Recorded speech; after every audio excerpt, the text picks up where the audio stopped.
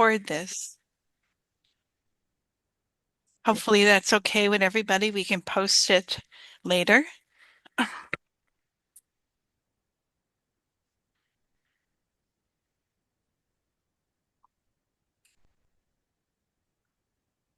Okay, so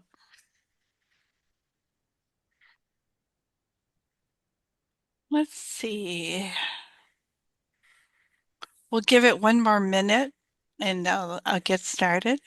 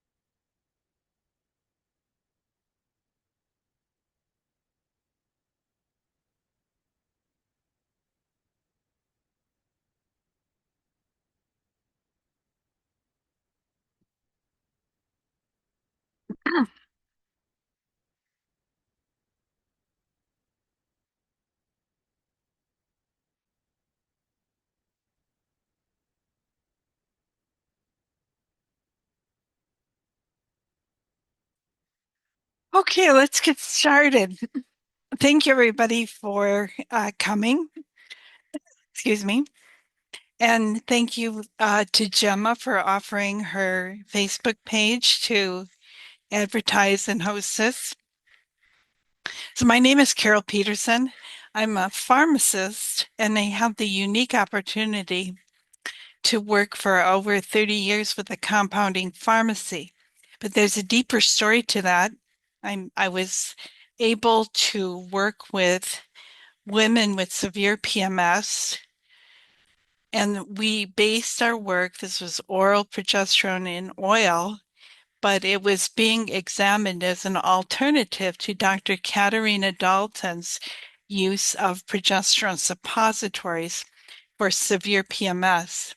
So Dr. Dalton, who actually is from London, and it's been in the 1950s that she published most of her work, identified physical and emotional symptoms that she called PMS. And when we talk about PMDD, we've really had a pharma overtake of Dr. Katarina Dalton's description of the emotional symptoms of PMS. So what I'm going to talk about for just a few minutes is I want to talk about the menstrual cycle and how we're all trained and why we are actually been trained a bit wrongly. Right here. I've got the menstrual cycle here, and you see the rises and falls of progesterone and estradiol. And look in the follicular phase here. We have progesterone looking way down here. In fact, some doctors go so far as to say no progesterone is produced in the follicular phase. Um, they're really half right, half wrong, because within that context of the conversation they're having, they're talking about the ovarian production of progesterone. And this is where you get this nice, lovely surge of progesterone in the luteal phase after ovulation. So this is where progesterone peaks, and we get a wonderful supply of progesterone during that time. So a problem with this slide, and this is a problem with everybody who's been conventionally trained, you'll notice there are no units. And from looking at lab tests, everything's expressed in units. And I'll have to use the US because I don't know the nanomoles that are used in the UK. But in the measurement of progesterone, when you get a lab, it's usually expressed in nanograms per deciliter, once in a while milliliter.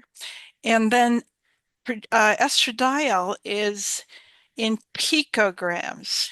The difference between a nanogram and a picogram is 1,000 times. So imagine, if you will, this kind of low-lying black line is 1,000 times up. And imagine, if you will, that this progesterone surge is 1,000 times above where you see the estrogen surging. What a big difference that makes in how you're looking at this. I'd like to just talk about a little bit about the luteal phase in the progesterone. You see it peaks at the midtime. In the first part of the luteal cycle, progesterone actually in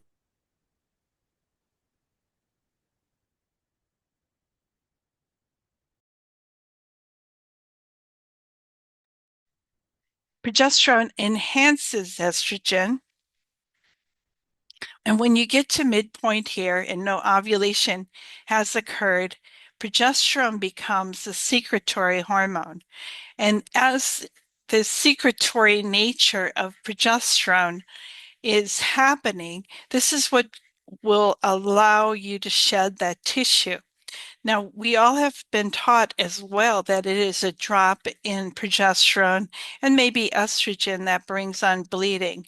And I'd like to tell you that is not the case. I've had years of experience with women with PMS who use progesterone in very large doses for their symptoms, and some of them had to continue 1, 2, 3 days into bleeding. This never stopped. Their bleeding started. Progesterone did not have to drop to bring on bleeding. So this is another misconception that we've all been conventionally taught. And then my final slide. This is what happens if you adjust that previous diagram with estradiol, and this one includes estradiol and estrone as accounting for both of the major estrogens we have. But look what happens. We go right off the page. I just wanted to use this short presentation as an illustration of what a difference this makes when you look at it this way to when we kind of make estrogen the thing. And there's a trend going right now, and I think it's a bit of a conspiracy. I would like to refer to Dr. Haver's book called The New Menopause.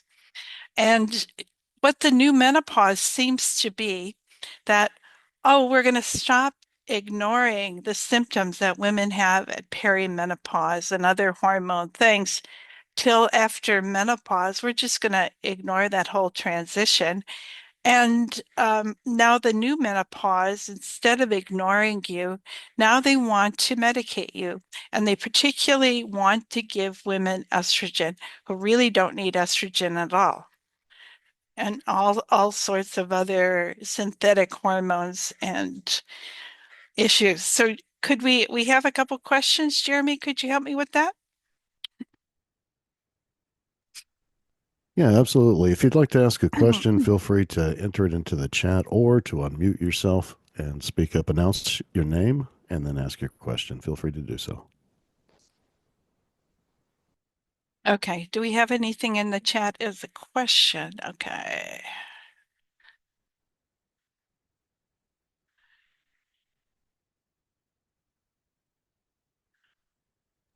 Somebody put a Carol, smiling face. Okay, so let me continue. No problem.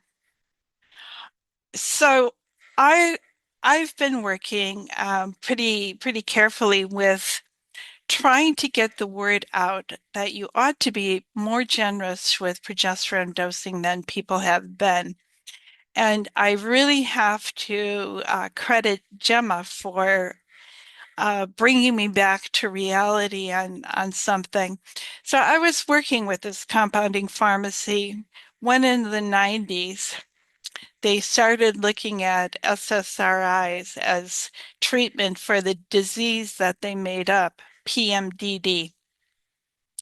And as they made this up, they put it in the diagnostic code book. They got approvals from the FDA. They had a study that showed that women could get about 50% relief with using SSRIs. What I didn't know till Gemma contacted me was I didn't know how entrenched this has gotten into medical practice. And I was finding it quite shocking. I at the time I thought, no big deal. We know progesterone works. Who would do this other stuff, right? Who would take all these other drugs to try to treat a hormonal problem? So I was quite naive with the whole thing. And when Jenna wrote to me and said she had a Facebook page and they were women who had suffered from PMDD and already had the last stage of the offering of the pharmaceutical industry. You go from using SSRIs to blocking your hormones, maybe birth control pills on the way, and certainly trying to hold back, trying to convince women that somehow they're sensitive to progesterone and have to avoid progesterone at all costs. The irony of this all, you can go to Wikipedia today and see this whole progression, and there will be no discussion of progesterone. It's like progesterone's wiped off the map. So Gemma had contacted me and talked about how she and a few other people had heard me speaking about the value of progesterone and used larger doses. And the larger doses made the difference. It's actually in the medical literature. There's an inversion process. When you use progesterone and you use too low of a dose, you can get the opposite effects. Anxiety can increase. You can have breast tenderness, new headaches. You can actually have panic attacks. Women have run to emergency rooms with small amounts of progesterone. The over-the-counter products that are available in health food stores, etc., tend to have small doses of progesterone, 15 milligrams, 20 milligrams, 30 milligrams per dose. And these can be some of the most troubling products. I mentioned the doses that Katarina Dalton used when we were doing the oral capsules in oil, which now have been also produced commercially. You have Utrogestin, and in the US, it's Prometrium. This was oral progesterone in oil. The oil is there to help the absorption. Your body takes up the steroidal hormones like progesterone, like a fat, and that enhances absorption. So we were using 100 milligrams 4 times a day as a starting dose. And it's here where we found that we had to go higher and higher and higher to address some symptoms.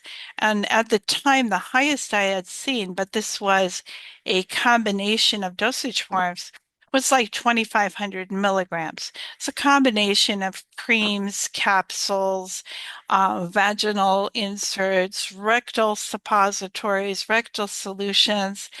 We were trying to get progesterone in any way, shape, or form till you get to the point where it's actually working. If you've used progesterone and you've not reached a state of calm, you're not at the right dose, you don't have enough for your needs. So after a while, I began to think about this, and we got some pretty good value with the progesterone in high doses. But I started thinking about what's driving that need for progesterone. We've got somebody nice and comfortable, but we've got progesterone levels way up here, estrogen, maybe adrenaline levels way up here too. Can't we be doing something to start to mitigate the need for as much progesterone as we're using? And I have to say, over the last 30 years, we've learned quite a bit about what those other things are. It's still not a magic button, and you have to look at individual people. You have to look at what's actually pushing that big need. So there's a couple things. Unless somebody's got a question here. No, nobody's saying anything. So please put your questions in the chat. Look forward to finding out what they are. So I've had an evolution myself on what is going on with people that we have such terrible hormone turmoil. And one of the pivotal books I believe that I've read is Michael Platt's book on adrenaline dominance. And I think this is an area where conventional medicine really fails. We don't have a test for it. For a lot of us, when we have a bit of a crisis, we have a reaction. Adrenaline goes up and then it comes down. We quickly take care of it as a short acute stress. But for up to, we think about 40% of the population, when adrenaline goes up, it's staying up because we cannot methylate it away. And we have ways to determine who can methylate or who cannot. On a serum test, you can look at homocysteine levels. Homocysteine is a molecule that is considered to be very damaging to the endothelium lining in your bloodstream, and it can go up and up and up. It's considered, there's a theory that it is the primary cause of damaging the endothelial cells and starting plaque formation. Um, Homocysteine needs methylation. It needs that detox pathway with methyl groups to go to the next molecule, which I believe is SAMe, if I recall correctly. So interesting enough, I know that we need methylation for estrogen along with sulfur groups, glutathione, glucuronidation. These are other detox mechanisms, but methylation is a biggie. If you happen to do a 24-hour urine collection of hormones, then they start showing you some of the metabolites of estrogen. And there's one in particular, 4-hydroxyestrone, which is considered to be like a more potent estrogen, maybe even DNA damaging, maybe even cancer initiating. Also a theory. I'm not going to say I want to go there full force, but why do you have excessive 4-hydroxyestrone? The next step in this process is 4-methoxyestrone. You have to have the methyl group to change that very powerful 4-hydroxyestrone into the less stimulant estrogen. So this is something you can see on a urine test, and you can also see it on a serum test. So you know, and then there's genetic testing for MTHFR and COMT. You can have SNPs there that show that you don't methylate as well. And so for methylation, we can do a few things. We can add methyl groups, and the best known are methylfolate and methylcobalamin that in the B vitamin complex. I used to like um, these products. I'm looking and seeing. I used to like to use very generous dosing. Not everybody needs that. I just now read when we might not want to use methylcobalamin. There's other adeno and Is, hydroxycobalamin might be better choices for some. Carol, Jen? is that B12 then? Yeah, it's B12. Thank you. Right. And Uh, there's different types of B12. So you're talking about a couple of different Types. Yes. types. There's a small, okay, the methylcobalamin, hydroxycobalamin, and adenocobalamin are the most active forms. And if you're looking for a methylation group, you want to use the methyl one. But there are a few people in the population that might have a problem with that particular compound. This is not common, but in that case, you would go to the adenocobalamin, the hydroxycobalamin instead. You can't use the methylated cobalamin. Uh, Okay. we used to have cyanocobalamin with a cyanide molecule attached to it, and I don't know who came up with this crazy idea, but somebody did. And so we go. It used to be the only thing available for many, many, many years. Do you Uh, know, is it still available? Is it still though? Is that because it was probably the cheapest compound and they used that because it was cheaper? yes, yes, and it's still available. It's, Yeah, I was thinking it, that. Yeah. it's not been discontinued. In fact, if you were to have injectable methylcobalamin, it would probably be made by a compounding pharmacy. It's just not available. Mhm. The So, COMT is quite interesting because I'd previously read that COMT was one of the SNPs that prevents you from detoxing that adrenaline. yep, Um, it is. yeah, and I wonder whether because I've heard you in other recent ones, talk about how progesterone is essentially a methylator. Did you say that? I said something like that because I was looking at the molecule one day, and if you look at it, you see it has three methyl groups on it. And you go, huh, what's the significance of that? And then I checked a little farther. People claim, and very little on this, that it's not a methylator. But then I came across this other interesting tidbit that the progesterone receptors needs methyl groups. So is that what would cause? Because one of my questions, I belong to a different, not my own group. Hmm. It's a group about PMDD and ADHD, Hmm. and there's an admin specifically on that group that keeps posting that progesterone lowers estrogen to virtually zero amounts. And I've challenged her on that numerous times, and she keeps posting the same thing. All because her reproductive psychologist apparently told her that this is what happens. But I wonder, I know don't get me started.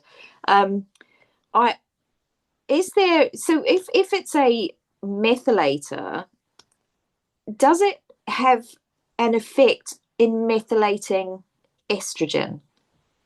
Don't Is know. that we Don't don't know. know? Theoretically, it should be. And I'd like to point out methylation is needed for adrenaline. MAO is also another alternative pathway. And then histamine also Yeah. requires methylation.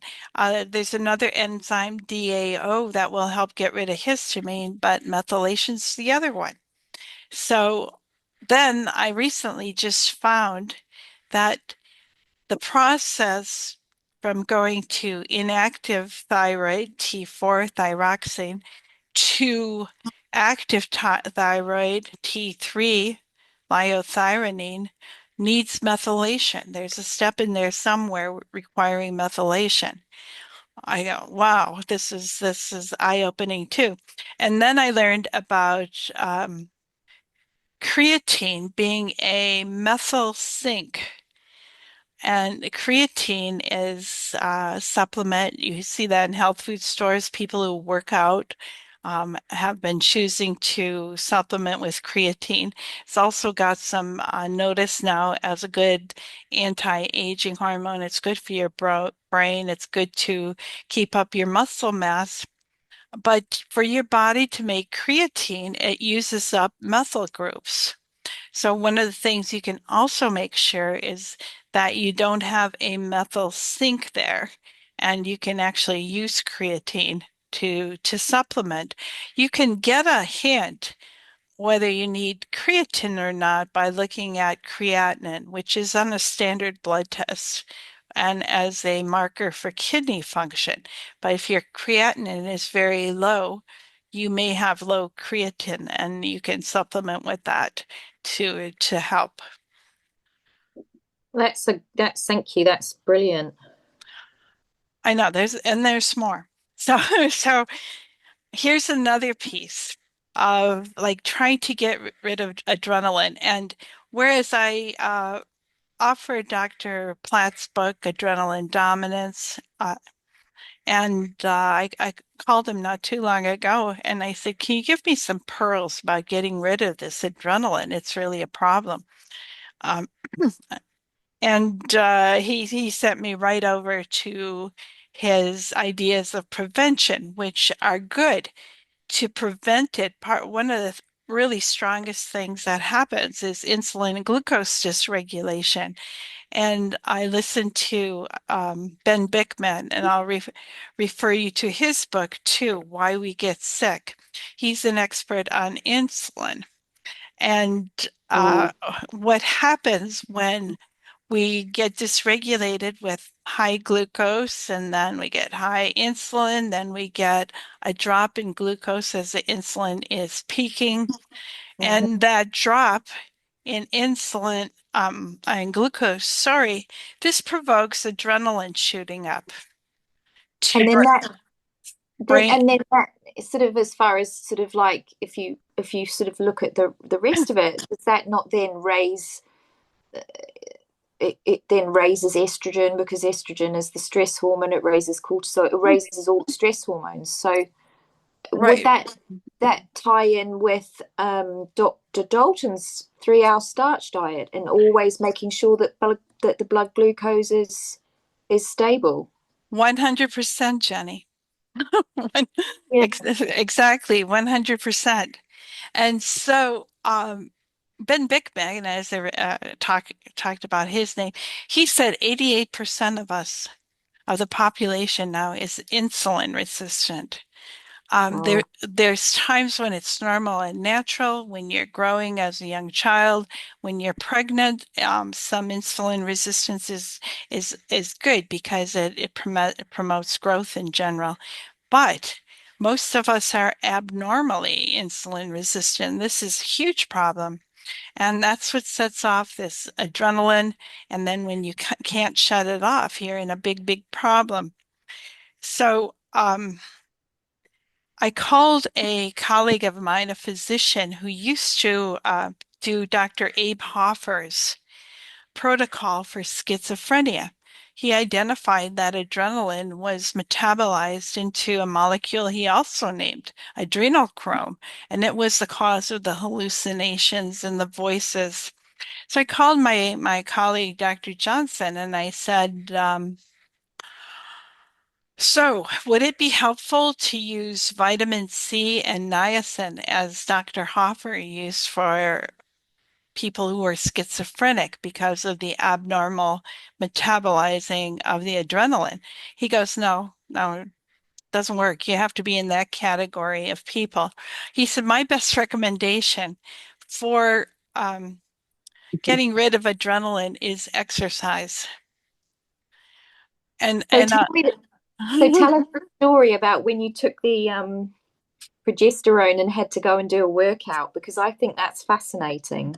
oh, so during my whole career, some people do get dizzy, drowsy from progesterone, and um,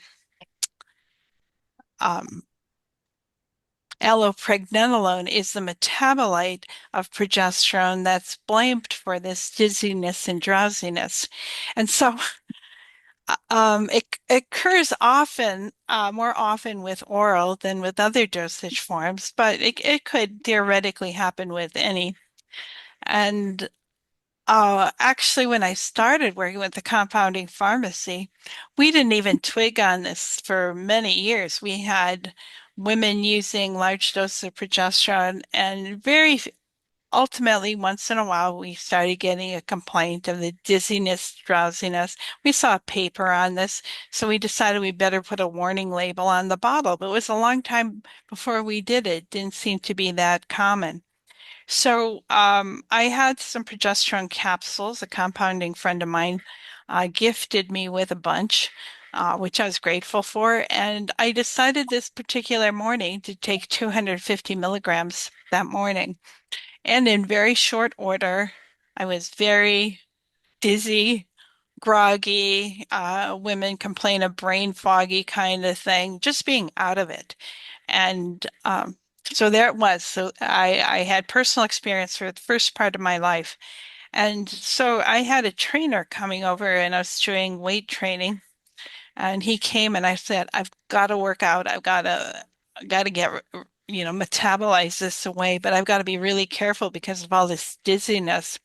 And so I did that. And when he left, I made 4 eggs for breakfast and it just melted away, gone. So it was the food after that helped it. Yeah, the food too, I think. And then the other a part of this, I think it might be dose related. As I can take 200 milligrams, no problem. I'm a little afraid to do 250 just in case it recurs, but maybe it will or not. So I'm also thinking it's probably a better idea to not only maybe try a different dosage form, which was our usual recommendation, but we may Fasting. no use smaller doses. Oh, and I like recommending progesterone at mealtime. Back for this insulin glucose thing, progesterone has some ability to bring up a low blood glucose. So there's some moderation of those swings if you have it at a mealtime, whether it's a capsule or a cream or anything else. Just do it close in relationship to your food so you can blunt that response. I think that's a good idea.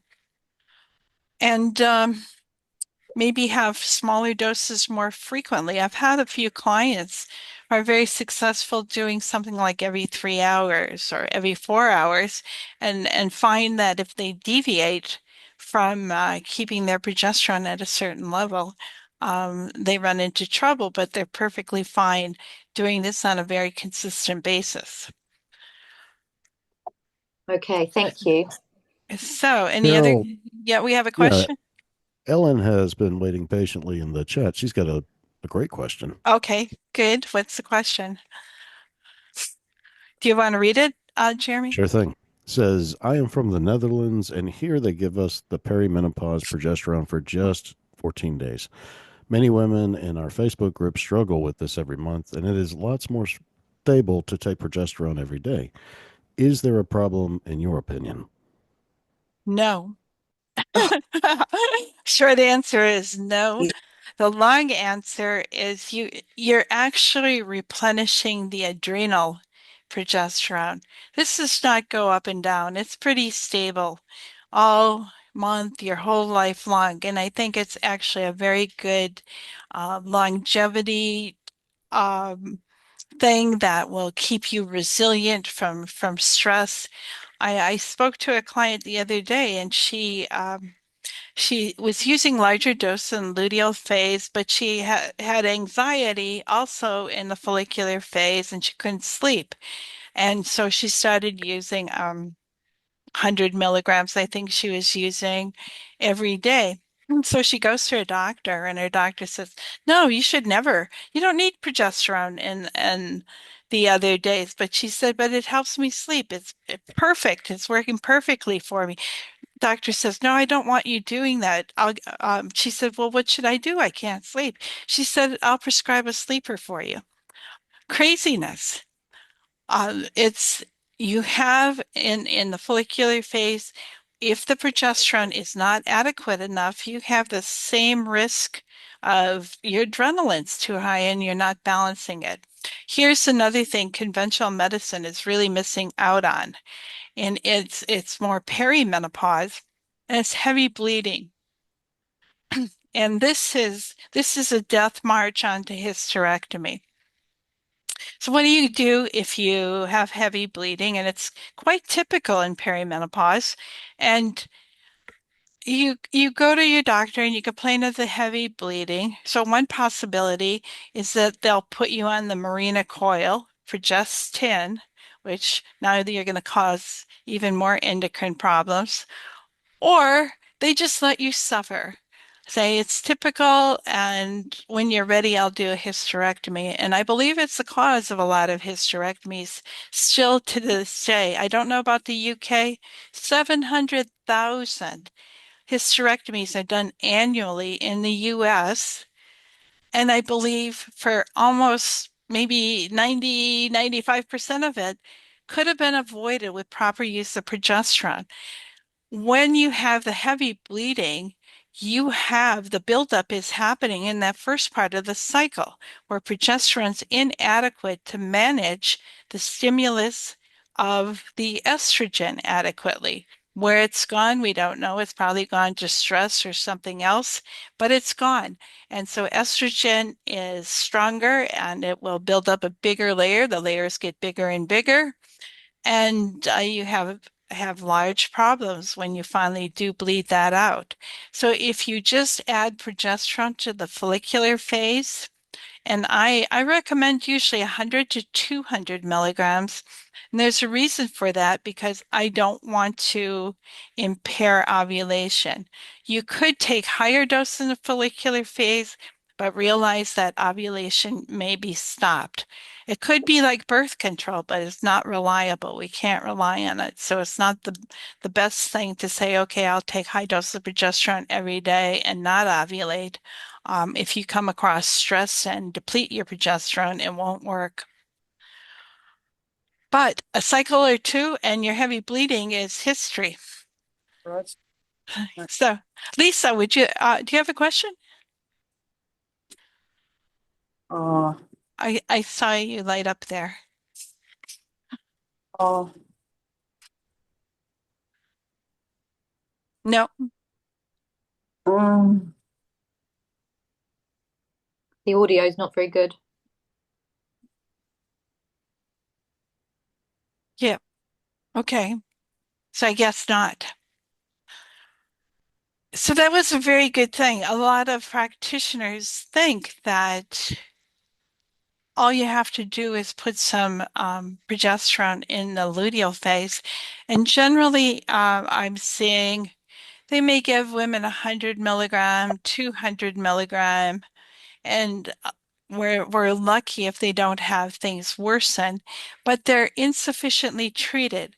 If you would look um, at all the other symptoms of progesterone deficiency, you'd see that you have a lot of things that you have not balanced out particularly.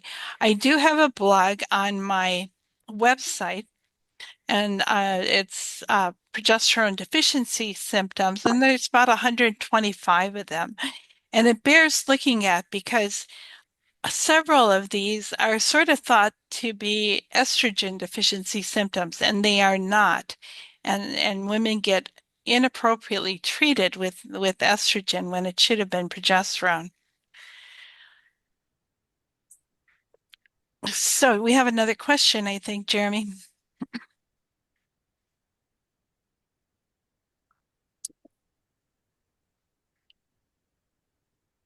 Jeremy? Okay. I'm in, Yeah, sorry about that, Carol. I yeah. had some technical difficulties. Yeah, Okay. iPhone is asking, I'm in surgical menopause for PMDD, was given estrogen only for approximately 3 years, and I had a call with you last year as I was having what I believe was a high adrenaline attack and very ill since I've been on 800 milligram cyclogest a day, 400 milligram AM and then PM. My question are is should I be having a break of progesterone? Do you actually need estrogen and testosterone, HRT, and surgical menopause? Thank you. Okay, great question. And no, you don't need to break progesterone. And yes, you should layer on other hormones as you need it. And a big red flag for um, estrogen deficiency is dry vaginal tissue, atrophy tissue, and not juicy. That's got to be there. You got to have enough estrogen for that. Now you can temporarily turn that around with the use of estriol. Usually a dose 0.5 milligram to 1 milligram in a cream. Applying this to the perineum is pretty good. And applying this for 2 or 3 weeks every day. And usually that turns it around pretty well, and you can maintain it 2 to 3 days a week thereafter. However, it's also a sign that your whole body estrogen is not there for you, or you wouldn't have the dry vaginal tissue in the first place. So I like adding estradiol. I prefer estradiol, particularly in menopause or when you're older. And there's a reason for it. And the reason is estradiol is the most brain active. Estri Estriol practically has no effect. And estradiol is got a profound effect on your bone remodeling. Estrogen slows down the rate of bone loss. Progesterone helps you make new bone. So, being an aging person myself, I want the power of estradiol. So, what happens then? You could be that you need the estrogen, but you might need to adjust your progesterone. You might need a little more progesterone for the addition of estrogen. But if you've been doing this for a while and you're in good control of all your progesterone deficiency symptoms, you can safely start adding the estrogen. And I love testosterone. Testosterone really doesn't start dropping till menopause, but some of the early symptoms that you can see are we make jokes about this when women laugh or jump and you get a wee bit of urine that you lose control of. Leave it. We, wee bit? Somebody disagrees? Okay, okay. So this is not good. This is the beginning of the end. So from that start is where you go all the way to urine incontinence, and nobody can take care of you anymore, and you go into the nursing home and they give you drugs which cause you to get dizzy. They're anticholinergic, very drying, and then you fall and break your bone and you're done. This is a very common result that heads you right to the nursing home as you get old, and you certainly don't want it. And you can get rid of it right away. So the what I usually like to recommend and use for that is testosterone. And I like it in a cream, 5 milligrams per gram of cream, and you apply about a gram daily, about a quarter teaspoon dose, and you do it to the perineum. And the clitoris is full of testosterone receptors, as you might think, and you'll have atrophy. You won't have the pleasure from lovemaking when the clitoris is not sensitive and doesn't have enough testosterone. Then there's the pain that happens at the mouth of the vagina. The mouth of the vagina, the vestibule, has different tissue than the rest of the vagina has. And this tissue is exactly like the tissue in the urinary tract and in the bladder. And it's really wants testosterone. It's full of testosterone receptors. So sometimes there's pain on intercourse, dyspareunia it's called, and that can be gotten rid of with testosterone. And it's often a side effect of birth control pills because some of those progestins will actually block testosterone. So this tissue becomes so testosterone deprived and painful. And of course, it does help your tissue, your urinary tract tissue, stop the weakness that's provoking this little leaking of urine. So we have another question, Jeremy? We have four new questions. Yay. So hang tight, guys. We're going to do Ellen first. Was asking, is there a relation with fibromyalgia and progesterone? Oh, that's a great question. And what I would prefer to do with fibromyalgia is really to have a complete hormone panel. And I'd want to be looking at everything. I want to see cortisol. I want to see pregnenolone. I want to see DHEA. I want to see a complete thyroid panel in this. And I believe that painful situation is is very possibly tied up into um, the hormone picture, actually testosterone. So I did work on the idea of hormones and pain. And the hormones like pregnenolone, progesterone, hydrocortisone are anti-inflammatory. When you have pain, you have inflammation. Testosterone can relieve pain. The higher your testosterone is, the less you feel pain. And that's why some of the opiates, when you take an opiate pain reliever, it brings your testosterone down. So then you need more pain reliever. It's well-known phenomenon as you use these drugs, your need for pain relief increases. Whereas somebody should be intervening and checking out the testosterone levels and making sure that there's plenty of testosterone so you're not in so much pain. Very interesting question. I would not look at it as a diagnosis. I look at it what's going on metabolically. Hmm. Jenny Jeremy? wants to know, does high dose progesterone monotherapy lower testosterone levels? Please, Carol. No. No. If it were to do so, it would be very indirect. It would have to go through DHEA and then to testosterone. And it's likely not to go there. I think progesterone is much more likely to help with the corticosteroids rather than go down an androgenic pathway. So I'd look to DHEA to increase testosterone when testosterone is needed. I saw a beautiful example this morning. A woman was taking 25 milligrams of DHEA twice daily, and she had previously had lost considerable muscle mass, and Yeah. she's regained it, which is Wow, lovely. that's brilliant. That's awesome. Yeah, I, she regained it, and on her test, she was a bit on the high side, but I wasn't so concerned because looking at a test when somebody's taking it and it's on the high side is not a reason necessarily to stop taking it. You have to take it in context what's going on.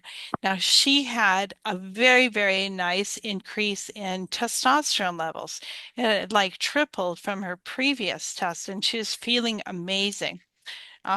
A week or two ago, I had another woman with a high DHEA level, and in spite of that high DHEA level, she had low estrogens, low testosterone. So why that wasn't converting for her in one direction or another, I don't know. is Um, I listened to something with Georgie Dinkoff the other uh, day, who said that there was a relationship between the DHEA to cortisol ratio. Is that correct? Probably so. And I don't like ratios because whatever tests you do, you're just talking about a moment in time. Yeah. Things could shift dramatically the next 5 minutes. So why would you hide your hat on, although you can see relationships?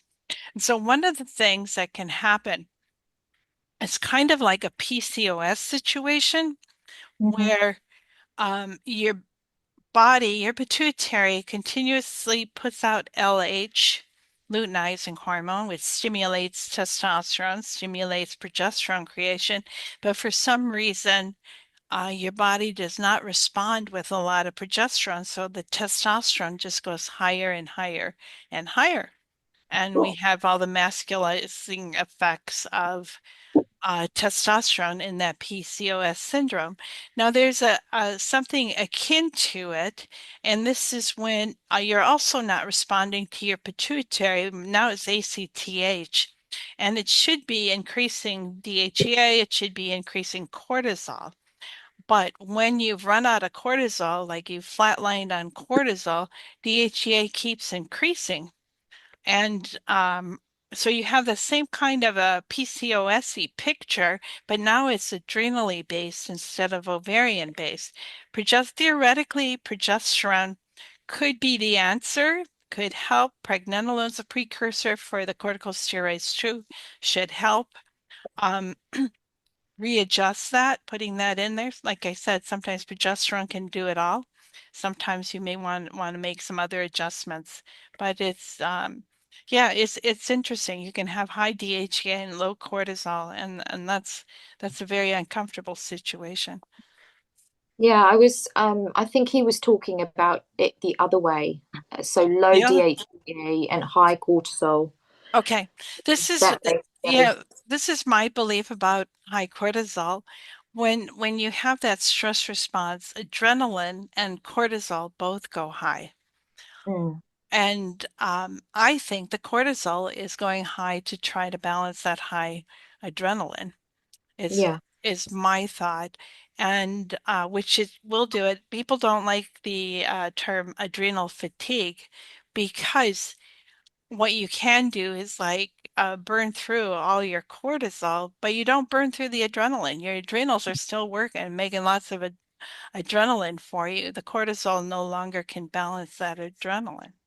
Hmm. So that's my thought that it's a lot of people relate to cortisol as things that may make them jittery, anxious. It's not the cortisol, it's the adrenaline that's there. Go ahead and buy a tube of 1% hydrocortisone. Put the whole thing on you. You're not going to get one bit of jitteriness. In fact, you might feel better. So, so So true, actually. yeah, Yeah. cortisol does not do these things. Cortisol can be quite wonderful. Mm. A little support with that. I often do it. Safe use of cortisol is my reference, William Jeffries, for people who have low cortisol. And it's not infrequent. And we call it adrenal fatigue, but it's the cortisol that's depleted.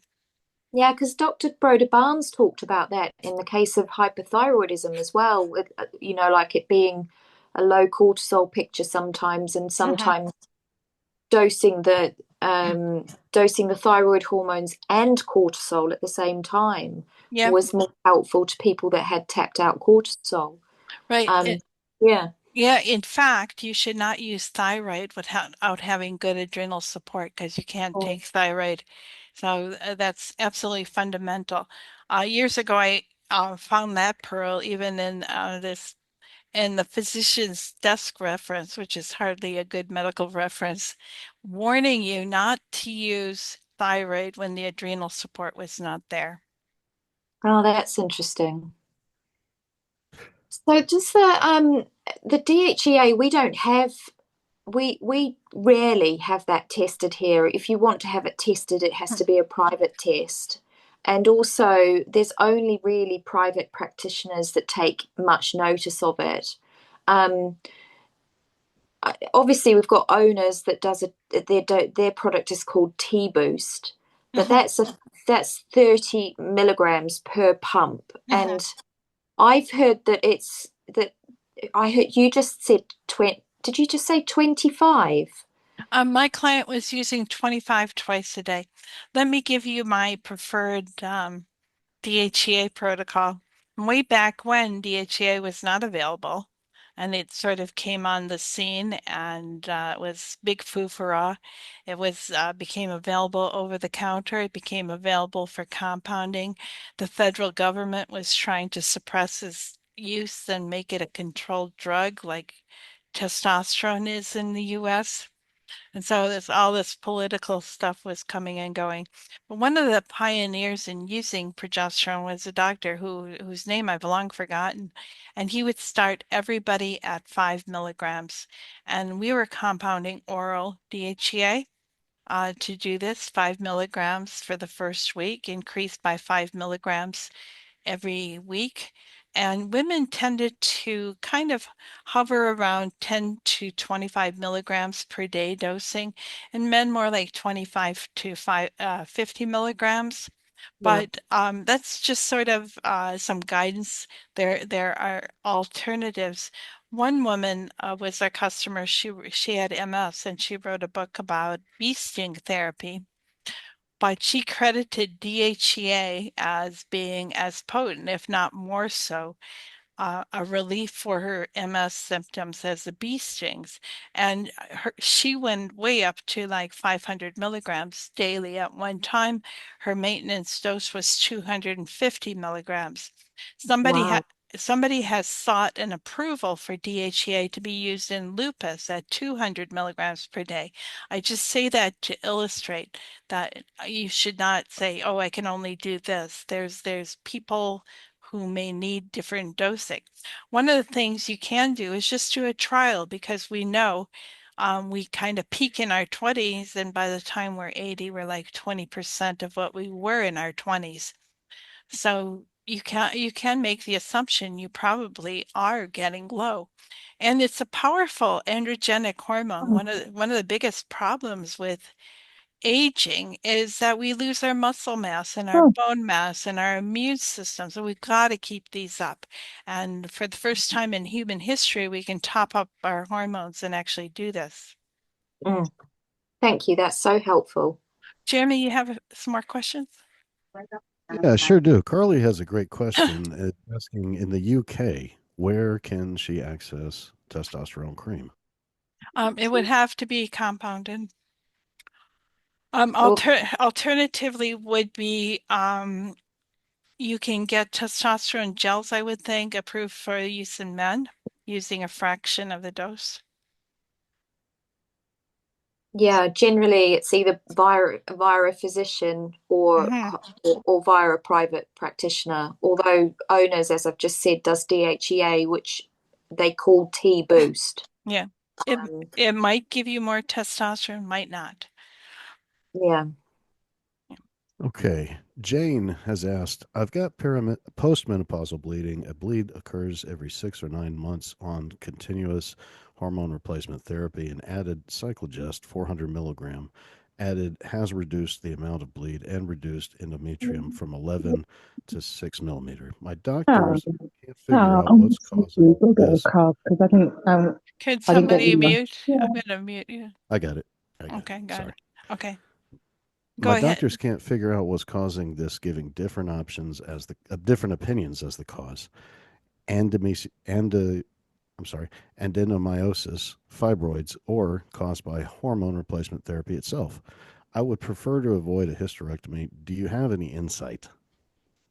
Yes, and you should be able to avoid a hysterectomy. That bleeding simply says you don't have enough progesterone for the estrogen you have. Now, you don't note in your comments whether you're taking some estrogen too, or if this basically you have a lot of estrogen activity since you have been gone to more generous doses of progesterone. Um, so it's actually a thing that can happen. So I'd like to just touch on this a bit. If you're postmenopausal woman and hadn't taken progesterone before, and you start taking progesterone, if there's anything in the uterine lining built up, you're going to shed it. You're going to start shedding it. Could even be very heavy. It could be old blood, clots, and whatnot. And you do not need to stop progesterone.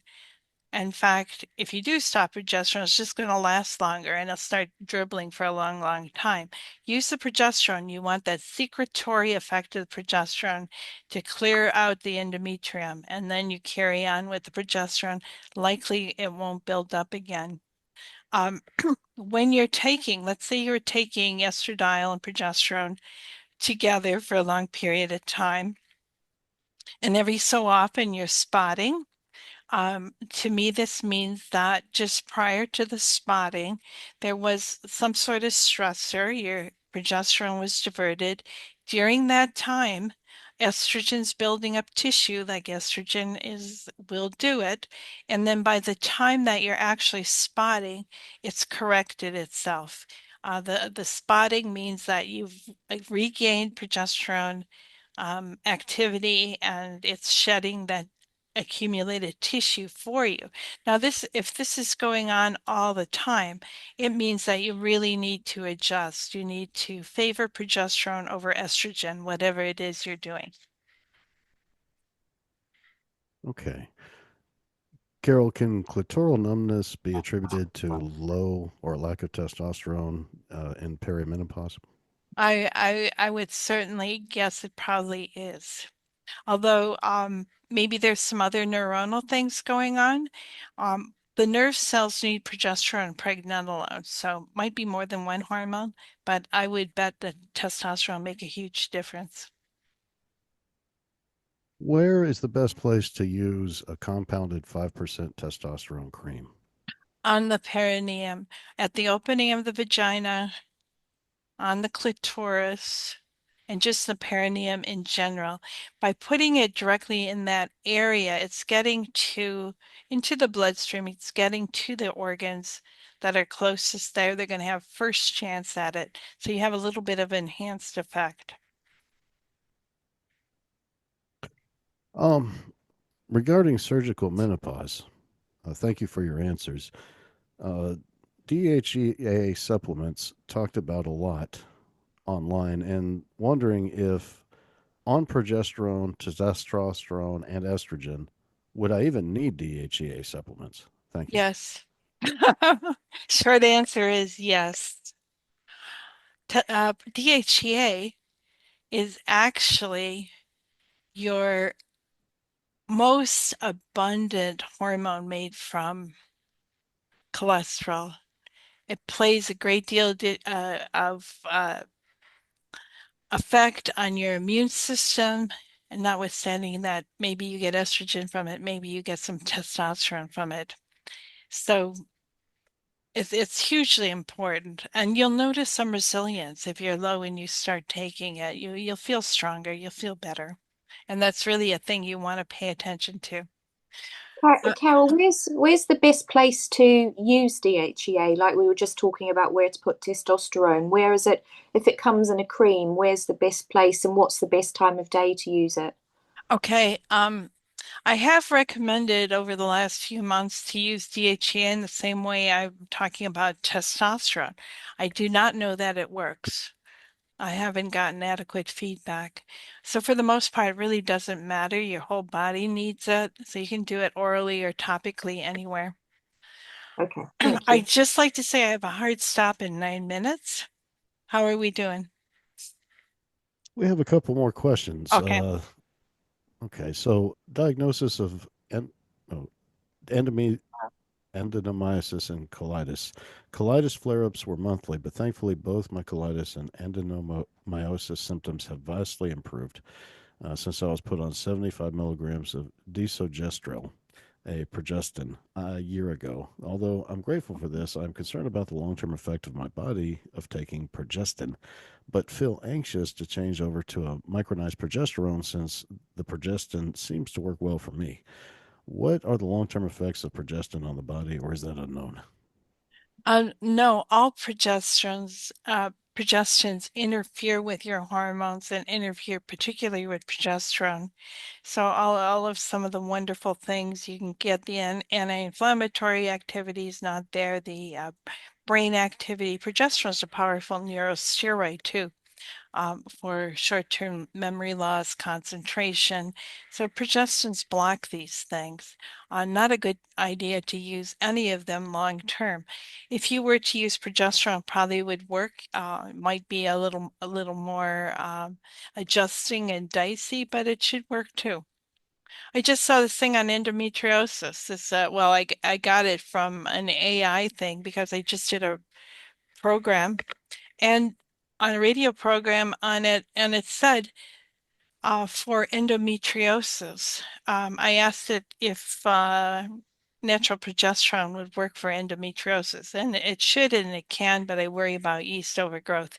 So They cited a rat study and they used progesterone on this somehow endometriosis model, and it worked very well. And then Chat GPT or whatever said, this is why we use progestins, because the progesterone worked. Ah, just craziness. So, anything else, Yeah. Jeremy? In a 30-something-year-old with very light periods, could this be inadequate progesterone?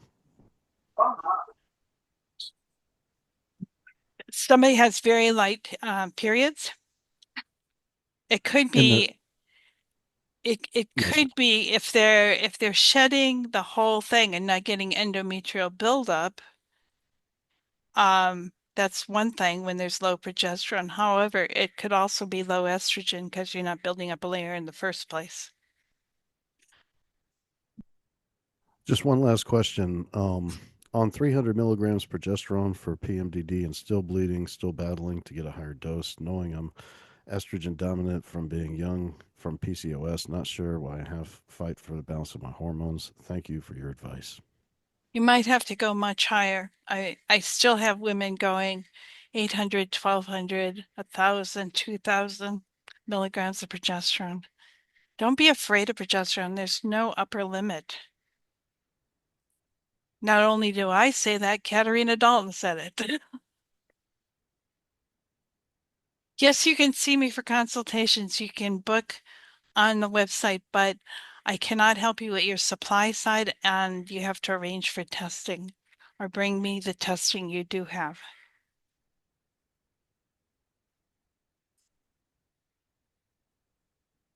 Got a Okay. new question from Jennifer. Yeah. Yeah. Tested with Dutch. Dutch gives us limited information, so I like to have more comprehensive testing so we know what the other hormones are doing too. But there are some hints from Dutch that are helpful. One I mentioned before for hydroxyestrone, um, a high 16 alpha um, uh, estrone, 16 alpha estrone needs to be converted to estriol, and you need thyroid and iodine to get there. So it's a thyroid measure too. So I like that. Okay, we've got to wrap this up. I really appreciate everybody being here, and I hope to post this. It'll be on Gemma's Facebook page, and I'll put it on my own social media. So I'll Thank you very lo much for coming. love to do this again if you like. Yeah, I'd love to have you on my group as well. We Okay. must. Okay, sounds good. All right. Thanks. Bye. Bye. Have a lovely day. Thank you. Bye-bye. Bye.